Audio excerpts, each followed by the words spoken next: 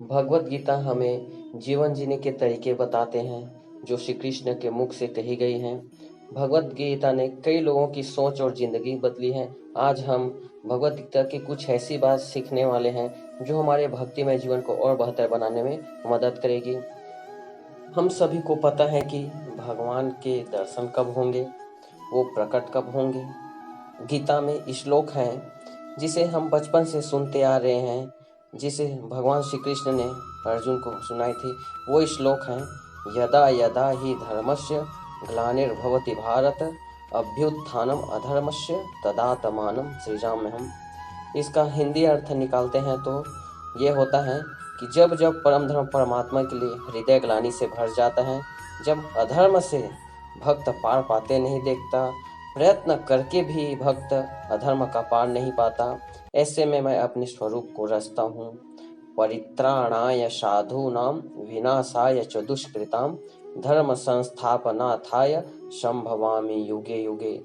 सतमार्ग में स्थित साधुओं का रक्षा करने के लिए तथा दुष्कृताम अर्थात जिनसे दूषित होता है उन काम क्रोध राग द्वेष आदि प्रवृत्तियों को समूल नष्ट करने के लिए तथा धर्म को भली प्रकार स्थिर करने के लिए मैं युग युग में प्रकट होता हूँ। लेकिन सोचने वाली बात यह है कि क्या भगवान प्रकट होते होंगे, वे अपने दर्शन देते होंगे, क्योंकि इस संसार में अधर्म बहुत ज़्यादा बढ़ा हुआ है।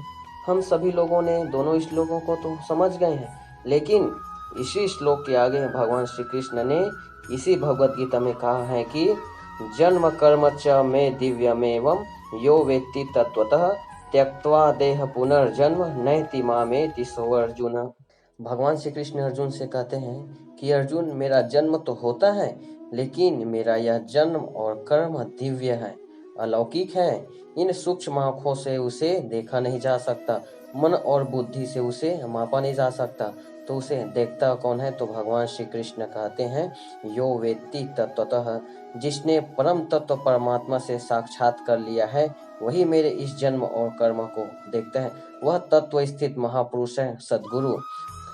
भगवान श्री कृष्ण के इन बातों से निष्कर्ष निकल के आता है कि भगवान के जन्म और कर्म को देखने के लिए हमें तत्वदर्शी पुरुष के पास जाना चाहिए, जिन्होंने भगवान के जन्म और कर्म को देखते हैं। वह तत्वदर्शी महापुरुष है, सद्गुरु।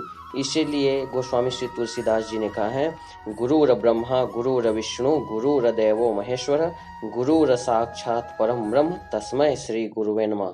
इसका अर्थ है, गुरु ही ब्रह्मा है जो सृष्टि के रचयिता हैं, गुरु ही सृष्टि के पालक हैं जैसे श्री विष्णु जी हैं, गुरु ही इस सृष्टि के सहारक हैं जैसे श्री शिव जी हैं, और गुरु साक्षात पूर्ण ब्रह्मा है, ईश्वर के तुल्य है। इसलिए हमें तत्वदर्शी महापुरुष अर्थात सद्गुरु के पास जाना चाहिए, जो हमारे भक्तिमय जीवन को और बेहतर बनाने में मदद करेगी।